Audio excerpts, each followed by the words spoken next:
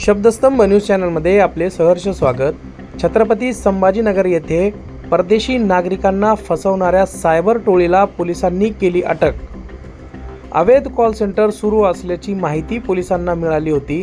त्या अनुषंगाने पोलिसांनी तिथे धाड टाकत 116 तरुणींना अटक केली आहे। पुढील तपास पोलीस करीत आहे। पाहत रहा शब्दस्तंभ न्यूज।